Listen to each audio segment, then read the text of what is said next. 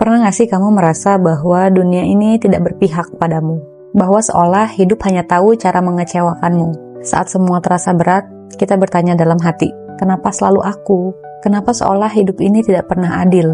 Dan tanpa sadar, kita menunjuk keluar, mencari siapa yang salah dan siapa yang patut disalahkan. Tapi bagaimana jika sebagian jawabannya justru ada dalam diri kita sendiri?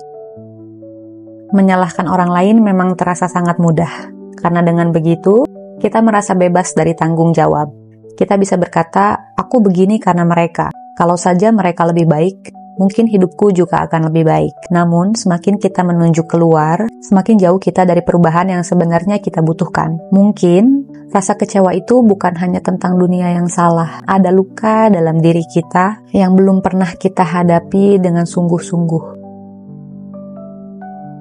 Menghadapi diri sendiri adalah salah satu perjalanan yang paling menyakitkan, karena kita harus jujur bahwa mungkin ada pilihan-pilihan kita sendiri yang berkontribusi pada luka-luka itu. Mungkin ada harapan yang terlalu tinggi tanpa kesiapan, ada keputusan impulsif yang lahir dari ketakutan, bukan dari keberanian. Ada sikap keras kepala yang membuat kita mengabaikan pelajaran-pelajaran kecil yang sudah dunia berikan. Saat berani bercermin, kita tidak hanya melihat luka dari orang lain, tetapi juga luka yang kita buat untuk diri kita sendiri.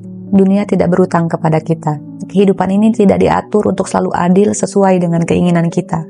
Ini bukan tentang dunia yang jahat, tetapi tentang bagaimana kita belajar menavigasi ketidakpastian itu dengan lebih bijaksana. Mungkin hidup terasa berat, karena kita belum belajar menguatkan diri dalam menghadapi gelombang. Mungkin rasa kecewa datang karena kita masih menggenggam ekspektasi yang tidak realistis tentang bagaimana hidup seharusnya berjalan. Menyadari bahwa sebagian rasa sakit itu berasal dari diri sendiri, bukan berarti kita harus membenci diri sendiri. Sebaliknya, itu adalah tanda awal dari kebebasan. Ketika kita berhenti mengutuk dunia dan mulai memperbaiki luka dalam diri, kita tidak lagi menjadi korban dari keadaan. Kita menjadi pemilik hidup kita sendiri. Kita mulai bertanya, bukan lagi kenapa ini terjadi padaku, tapi apa yang bisa aku pelajari dari semua ini. Dan perlahan hidup tidak lagi terasa seperti musuh, melainkan sahabat yang mengajarkan kita dengan caranya sendiri.